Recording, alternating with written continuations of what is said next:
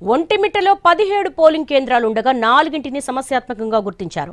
1000 మందికి పైగా పోలీసులతో బందోబస్తు ఏర్పాటు చేశారు. పులివెందులో ఇప్పటివరకు 550 మందిపై బైండ్ వర్క్ కేసులు నమోదు చేశారు. జడ్పీటీసీ ఉప ఎన్నిక చుట్టూ కొన్ని రోజులుగా ఉద్రిక్త పరిస్థితులు ఏర్పడ్డాయి. ఎన్నికల ప్రచారంలో నువ్వా నేనా అన్నట్టుగా ఇరు పార్టీలు కూడా హోరాహోరీగా ప్రచారం నిర్వహించాయి. దాడులు, బైండ్ వర్క్ కేసులతో మొత్తం అక్కడ ఉన్నటువంటి ఒంటిమిట్ట కావచ్చు, అలాగే పులివెందులు కావచ్చు దద్దరిల్లిపోతూ ఉంది. రేపేం జరగబోతుందన్న ఒక ఉత్కంఠ అయితే కనపడుతూ ఉంది.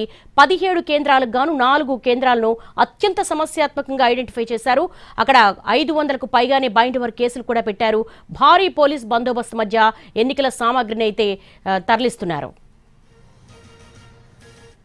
మరింత సమాచారం కార్తీక్ రెడ్డికి తెలుసుకుందాం. కార్తీక్, జడ్పీటీసీ ఉప ఎన్నికకు సంబంధించి చాలా హోరాహోరీగా అక్కడ ప్రచారం నిర్వహించారు. రేపు ఎన్నిక జరగబోతోంది. పోలింగ్ బూత్ వద్ద ఎటువంటి వాతావరణం కనబడుతోంది? ఇప్పటివరకు ఎన్ని బైండ్ వర్క్ కేసులు పెట్టారు? అయితే ఒక రకంగా మీరు చెప్పినట్టుగానే అత్యంత ఉద్రిక్తమైనటువంటి పరిస్థితులే ప్రస్తుతం జెడ్పీటీసీ ఎన్నికకు సంబంధించి జరుగుతుందని చెప్పుకోవచ్చు. ఒంటిమిట్ట పరిసర ప్రాంతాల మొత్తం కూడా పోలీసుల హ్యాండ్ ఓవర్లు వెళ్ళిపోయి దాదాపు 650 మందికి పైగా కూడా పోలీసులు ఈ యొక్క 17 పోలింగ్ కేంద్రాల వద్ద కూడా ఉన్నారు. ముఖ్యంగా 4 సమస్యాత్మకమైనటువంటి పోలింగ్ కేంద్రాల వద్ద కూడా భారీ భద్రత అనేది కూడా ఏర్పాటు చేశారు. దాదాపు 24,606 ఓట్లు ఉండేటువంటి ఈ యొక్క జెడ్పీటీసీ ఉప ఎన్నికకు సంబంధించి ముందు నుంచే కూడా అధికార ప్రతిపక్ష పార్టీల మధ్య మాటల యుద్ధం జరిగే ఏకంగా పరస్పర భౌతిక దాడులు కూడా కొనసాగినటువంటి పరిస్థితి. ఏకంగా 3 మంత్రులతో పాటు ఇటు వైఎస్ఆర్ కాంగ్రెస్ పార్టీకి చెందినటువంటి కీలక నేతలందరూ కూడా ఒంటిమిట్టకు వచ్చి ప్రచారం చేయడం కూడా జరిగింది. అది కూడా ఇక్కడ చైర్మన్ గా ఉన్నటువంటి వ్యక్తి రాజీనామా చేసినటువంటి నేపథ్యంలో వచ్చినటువంటి ఉప ఎన్నిక కావడంతో ఖచ్చితంగా మరోసారి తామే గెలవాలనేటువంటి కృతనిశ్చయంతో వైఎస్ఆర్ కాంగ్రెస్ పార్టీ ఉంటే ఖచ్చితంగా కుప్పంలో జరిగినటువంటి దానికి ప్రతీకారంగా కూడా పులివెందుల ఇటు ఇది ఏదైతే ఒంటిమిట్టకు సంబంధించినటువంటి జెడ్పీటీసీ ఎన్నికలో గెలిచి తాము సత్తా చాటాలనేది కూటమి నేతలుగా కూడా తెలుస్తుంది. అయితే ఇప్పుడే ఈ యొక్క పోలింగ్ బూత్ వద్ద ఈ యొక్క పేపర్లు ఏదైతే నమూనా అనేది కూడా అతికించడం కూడా జరిగింది. మరోవైపు ఈ పక్కన పోలింగ్ ఏర్పాట్లకు సంబంధించి కూడా వేగంగా పనులైతే కొనసాగుతున్నాయి. ఇప్పటికీ కూడా చాలా సమస్యాత్మక ప్రాంతాలన్నింటిలో కూడా 7-8 వరకు కూడా పూర్తి స్థాయిలో యొక్క పనులన్నీ కూడా పూర్తి చేయాలని చెప్పి భావిస్తూ ఉన్నారు.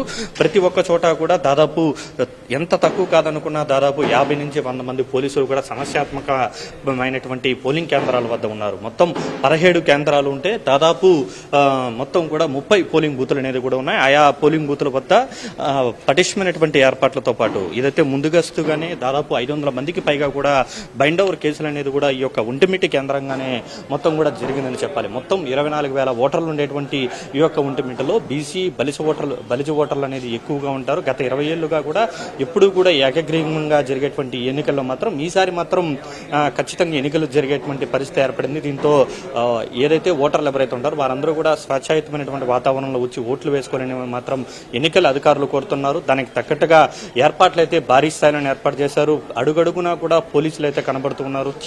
చీమ చిటుకుమన్నా కూడా ఎలాంటి వారినైనా కూడా ఉపేక్షించేటువంటి పరిస్థితి లేదంటూ కూడా ఇప్పుడే పోలీసులు వార్నింగ్ ఇచ్చినటువంటి నేపథ్యంలో ప్రజలు ఓటింగ్ శాతం అనేది వచ్చి ఏ విధంగా ఓట్లు వేశారు, ఏ విధంగా ఓటింగ్ శాతం అనేది పెరుగుతుందనేది కూడా వేచి చూడాలి. మనం ఇటు మొత్తం 11 మంది అభ్యర్థులు ఉన్నటువంటి ఈ యొక్క ఒంటిమిట్ట ఉప ఎన్నికకు సంబంధించి ఇప్పటికే ఆయా ప్రాంతాలకు సంబంధించినటువంటి అన్ని చోట్ల కూడా ఏదైతే బ్యాలెట్ బాక్సులతో పాటు బ్యాలెట్ పేపర్లు అన్ని కూడా తరలించడం కూడా జరిగింది. అన్ని ఏర్పాట్లు పూర్తి చేశారు. అయితే ఒకటే, రేపు ఇంతటి ఉధృతమైనటువంటి వాతావరణ నేపథ్యంలో గత 10-15 రోజులుగా ఈ యొక్క పరిస్థితి మరింత పెరిగింది. నువ్వా నేనా అనేలాగా ఒకవైపు ప్రచారాలు, మరోవైపు దాడులతో జరిగినటువంటి ఈ యొక్క మొత్తం రణరంగాన్ని చూసిన తర్వాత ఓటర్లు ఏ విధంగా ఓట్లు వేయడానికి ముందుకు వస్తారనేది మాత్రం చాలా ఆసక్తికరంగా మారింది. ఇదే అనుమానాన్ని ఇక్కడ ఉన్నటువంటి ఎన్నికల అధికారులు కూడా వ్యక్తం చేస్తున్నారు. అయితే ఎలాంటి భయాలు లేకుండా వచ్చి ఓట్లు వేయాలంటే మాత్రం పోలీసులు అయితే కోరుతున్నారు. మరి చూడాలి, రేపు ఉదయం 7 గంటల నుంచి సాయంత్రం 5 గంటల వరకు జరిగేటువంటి ఉప ఎన్నికకు సంబంధించి ప్రజలు ఏ విధంగా ముందుకు వచ్చి ఓట్లు వేస్తారనేది కూడా చాలా ఆసక్తికరంగా మారింది. All right, thanks for the live updates Karthik. మొత్తంగా అయితే రేపు ఉదయం 7 గంటలకు పులివెందుల అలాగే ఒంటిమిట్టకు సంబంధించి బైపోల్ జడ్పీటీసీకి సంబంధించి అన్ని ఏర్పాట్లు పూర్తయిపోయాయి. ఇప్పటికే పోలింగ్ సామాగ్రి బూత్లకు తరలిస్తూ ఉన్నారు. రేపైతే ఒక హై టెన్షన్ వాతావరణం అయితే అలుముకుని ఉంటుంది. ఎందుకోసమంటే ప్రచారం సందర్భంలోనే ప్రతిపక్ష పార్టీల నేతల మీద దాడులు జరుగుతున్నాయి.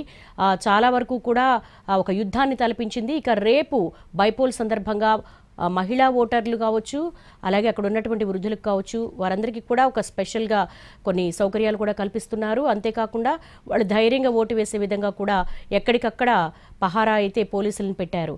చూడాలి రేపు పులివెందుల జెడ్పీటీసీ అలాగే ఒంటిమిట్ట జెడ్పీటీసీ ఎటువంటి హైటెన్షన్ వాతావరణాన్ని కల్పిస్తుందో.